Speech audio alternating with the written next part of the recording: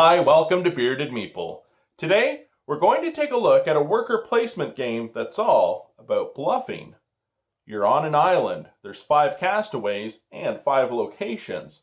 Each of them will gain you certain abilities and or points, and sometimes they'll work together. Will you get 30 points and win the game?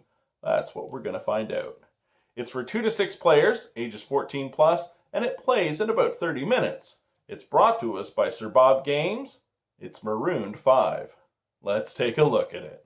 I'm just going to give you a brief overview on how things work and not go into all the intricate details, but you'll gain an idea for the game. The game itself supports up to 6 players. We have the main board, we have meeples for each of the 5 different characters, and 5 locations where they can be placed on the island.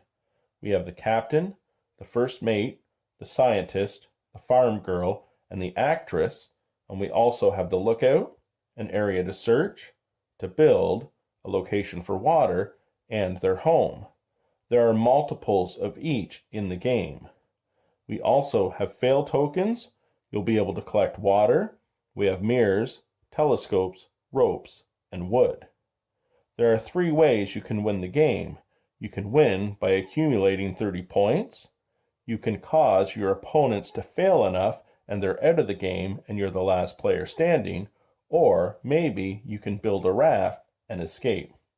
Let's take a look at how the cards work and the gameplay. The captain has the ability to call out others for both role and location cards instead of just one. When you utilize the first mate, you will not be harmed while anyone is searching. The scientist will let you swap a role or location card.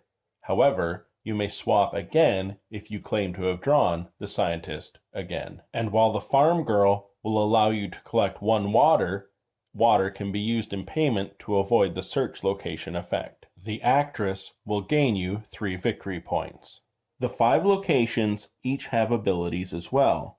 The lookout will act the same as the captain, and you can call out both character and locations.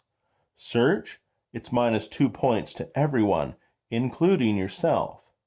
To build, if it's the captain or the first mate, you'll receive a log. If it's the actress or the farm girl, you'll receive rope. However, if the scientist builds, he can take 1 of each if you have them and make you half a raft. The water location will give you water, and your home will give you an additional 3 points. However, the character cards used in combination at certain locations will gain you additional aspects of the game, such as the captain at the lookout will gain you a telescope, the first mate searching will decrease your fail tokens. As I said, the scientist can build and make you half a raft as long as you have wood and rope already.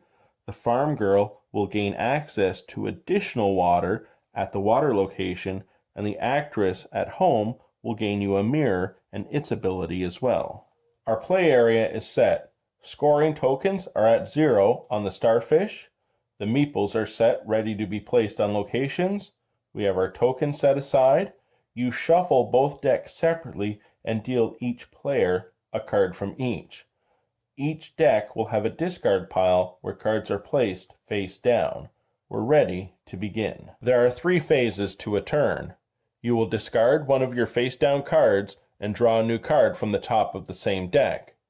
You will remove your last meeple off the map and place a new meeple on the board.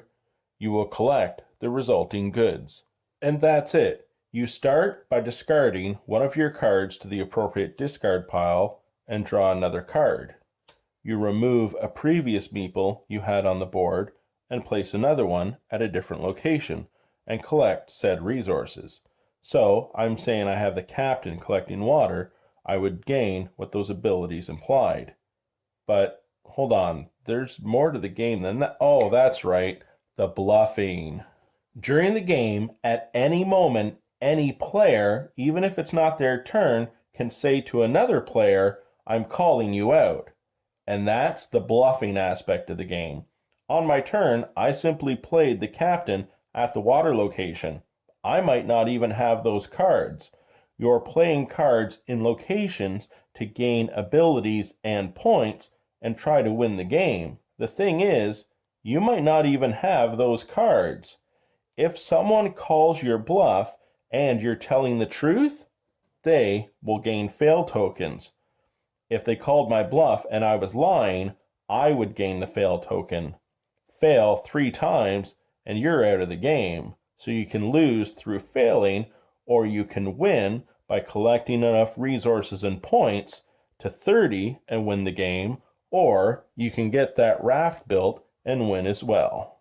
And that, my friends, is Marooned 5. A couple of things I'd like to say. The theme and the art style, I absolutely loved. I thought they were fantastic. Now the gameplay itself, I really like that too, because in essence, it's a basic worker placement game. Place your worker on a location, you'll gain ability and or points, sometimes in tandem together. Now speaking of which, I like the fact of the multiple paths to victory. Sure, you can win through points, but if you're good at bluffing, and that's really what this game is all about, you can knock your opponents out with the fail tokens and win that way too. I really enjoyed it. I hope you get a chance to check it out. I'll talk to you again soon.